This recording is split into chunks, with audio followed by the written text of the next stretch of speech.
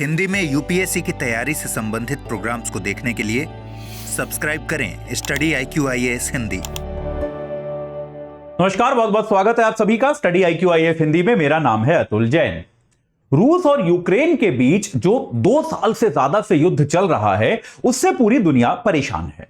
मैं तो यहां तक कहूंगा कि उससे परेशान शायद रूस और यूक्रेन ये दोनों देश भी हैं, क्योंकि रूस को शायद ऐसा लगा था कि वो इस युद्ध में जाएगा, जल्दी से शायद कुछ महीनों में इस युद्ध को जीतकर समाप्त कर देगा और यूक्रेन पर अपना जो भी उसका लक्ष्य था, आधिपत्य जमाना, सीमावर्ती क्षेत्र को अपने में मिलाना वगैरह, उसको वो खत्म कर देगा। लेकिन ऐसा हुआ नहीं।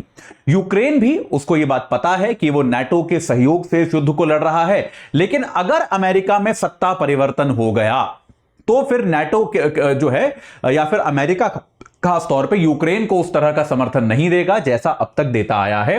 तो यूक्रेन के भी हित में यह ज्यादा नहीं है कि यह युद्ध लंबा चले, उसको नुकसान भी हो रहा है।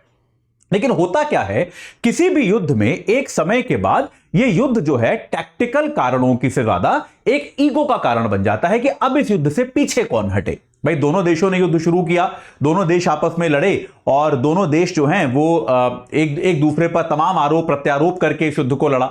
तो अब ऐसे में पीछे कौन हटे, ये एक गंभीर समस्या आ जाती है।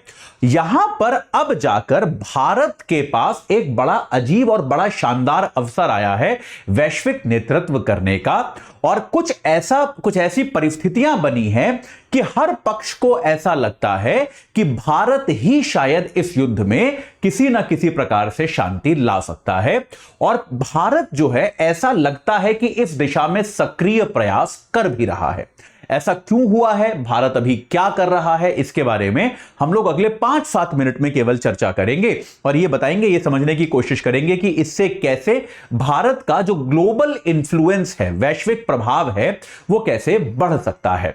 लेकिन उसके पहले आपको बता दूं कि भाई हमारा जो प्रतिज्ञा प्लस बैच है 2025 वाले विद्यार्थियों के लिए, वो 19 तारीख सुबह 8 बजे से शुरू हो रहा है। एजे लाइव कोड लगा के आप उससे 21,500 में जुड़ सकते हैं। स्टडी IQ की 10वीं वर्षगांठ के कारण एक विशेष ऑफर आया हुआ है, जिसमें हमारे सभी कोर्सेज की वैलिडिटी जो है वो दुगनी कर दी गई है।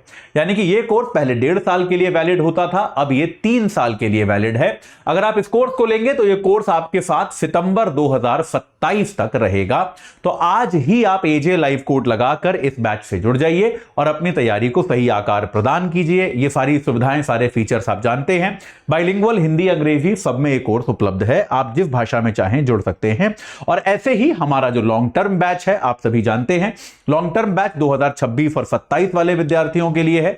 26 वालों के लिए 29,000 का है, 27 वालों के लिए 35,000 का है और 26 वालों के लिए 4 वर्ष तक वैलिड रहेगा, 27 वालों के लिए 5 वर्ष तक वैलिड रहेगा। एजे लाइव कोड लगा के अगर आप जुड़ेंगे, याद रखिएगा एक्सटेंडेड वैलिडिटी केवल 15 तारीख तक है, उसके बाद वैलिडिटी नॉर्मल हो जाएगी। ठीक है, चलिए अब एक बार जानने की कोशिश करते हैं कि यह पूरा मामला है क्या। देखिए, रूस और यूक्रेन का युद्ध जब से शुरू हुआ तब से भारत ने शुरुआत से अपनी विदेश नीति में एक चीज को शामिल किया, जिसको हम कहते हैं भारत की रणनीतिक स्वायत्तता। यह बात क्लियर है, यह तो मैं आपको बहुत सारी क्लासेस में अलग अलग समय पर बता चुका हूं। रणनीतिक स्वायत्तता का मतलब क्या है कि भारत की दोनों से मित्रता है। भारत रूस से भी मित्र है और भारत यूक्रेन से भी मित्र है, क्योंकि याद रखिए यूक्रेन का मतलब पश्चिम हो गया, पश्चिमी देश हो गए। भारत की इन दोनों पक्षों से मित्रता है और भारत ने किसी भी एक पक्ष का समर्थन करने से कर दिया इनकार। भारत ने कहा कि यार हम, जैसे पश्चिमी देशों ने भारत पे बहुत दबाव डाला कि भाई आप रूस के खिलाफ हो जाइए, रूस तो आक्रामक है यहां पर, लेकिन भारत ने ऐसा नहीं किया। रूस भी भारत का पुराना मित्र है, लेकिन भारत ने खुलकर यूक्रेन की भी आलोचना नहीं की या पश्चिमी देशों की भी आलोचना नहीं की। भारत ने दोनों देशों से अपने मित्रतावत संबंध जो हैं बनाकर रखे, दोनों देशों के साथ अपना व्यापार चलने दिया। प्रधानमंत्री नरेंद्र मोदी पिछले कुछ समय में ही दोनों देशों की यात्राएं कर चुके हैं। अगर आप देखेंगे तो आपको प्रधानमंत्री का दोनों देशों के राष्ट्रपतियों से गले मिलते हुए फोटो मिल जाएगा। भाई, रूस के राष्ट्रपति पुतिन से प्रधानमंत्री मिले थे और उसके बाद प्रधानमंत्री यूक्रेन गए, जेलेंस्की साहब से भी मिलके आए।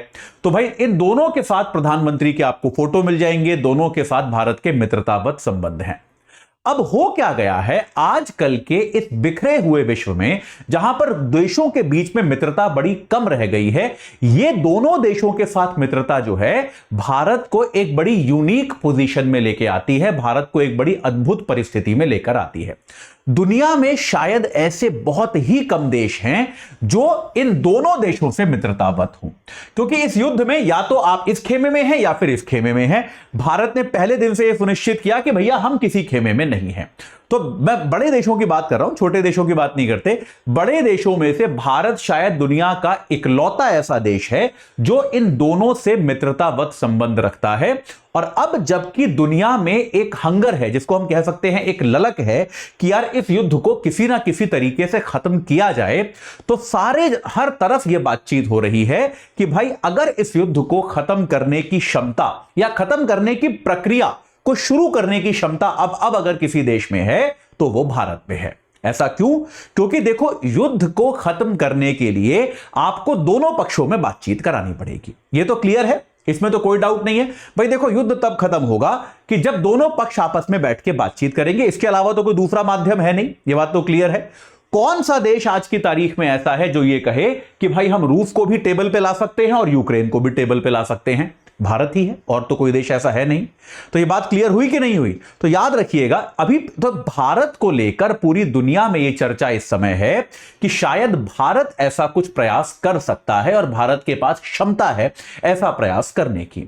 भारत सरकार ने भी इन प्रयासों को डिनाई नहीं किया है।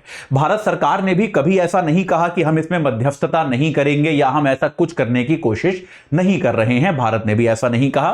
पिछले दिनों भारत के विदेश मंत्री एस जयशंकर साहब जो हैं वो बर्लिन में थे। बर्लिन में एक बैठक में उन्होंने बोलते हुए यह भी कहा कि भाई जो 4 सिद्धांत भारत को लगते हैं रूस और यूक्रेन के बीच में शांति स्थापित करने के लिए, बहुत इंपॉर्टेंट 4 सिद्धांत हैं। पहला सिद्धांत तो यह है कि यह शांति का समय है, कि भाई शांति तो स्थापित करनी ही पड़ेगी। दूसरा सिद्धांत यह है कि विवादों का निपटारा जो है वो युद्ध से नहीं होगा। भाई आपका अगर आपस में कोई विवाद भी है, भाई आपको लगता है सीमा को लेकर कोई विवाद है या अन्य कोई विवाद है, तो युद्ध के मैदान में आप उसको सुलझा नहीं सकते। ये गलत तरीका है आपके विवाद सुलझाने का। तीसरा बहुत इंपॉर्टेंट पॉइंट जो जयशंकर साहब ने कहा, उन्होंने कहा कोई भी वार्ता तभी सफल होगी जब उसमें रूस भी शामिल हो। याद रखिएगा, पिछले दिनों स्विट्जरलैंड में एक पीस वार्ता हुई थी, एक पीस सम्मेलन हुआ था, शांति सम्मेलन हुआ था, लेकिन रूस ही नहीं आया उसमें। तो भाई मतलब 2 पक्ष लड़ रहे हैं, एक पक्ष ने अपने दोस्तों की बैठक बुलाई और कहा शांति चाहिए, शांति चाहिए, इसका कोई मतलब है क्या? तो भारत ने वहां पर भी उस पर हस्ताक्षर नहीं किए थे। तो जयशंकर साहब ने स्पष्ट किया कि रूस की उपस्थिति जो है वो अनिवार्य है। अगर आप रूस के बिना ऐसा कुछ करेंगे, अगर आप रूस के बिना जो है ऐसा कुछ करेंगे, ऐसी कोई शांति वार्ता लगाएंगे, तो यार उस शांति वार्ता का कोई मतलब है नहीं, उसका कोई औचित्य नहीं है। रूस की उपस्थिति जो है अनिवार्य है। और चौथा सिद्धांत उन्होंने यह दिया था कि भारत इसमें सहयोग करने को तैयार है, कि भारत जो है इस युद्ध को लेकर चिंतित है और भारत का सहयोग आपको मिलेगा। तो ये चारों चीजें जयशंकर साहब ने कही थी, जिससे ऐसा प्रतीत हो रहा था कि भारत जो है, भारत ने गंभीरता से सोचा है इस युद्ध में अपनी भूमिका क्या होनी चाहिए, हमारी भूमिका क्या होनी चाहिए इस चीज को लेकर। तो अभी क्या हुआ है, राष्ट्रीय सुरक्षा सलाहकारों की एक बैठक हो रही है। राष्ट्रीय सुरक्षा सलाहकार जो हैं अनेक देशों के, वो एक बैठक कर रहे हैं। और ये बैठक कहां हो रही है? ये बैठक हो रही है बेटा मॉस्को में।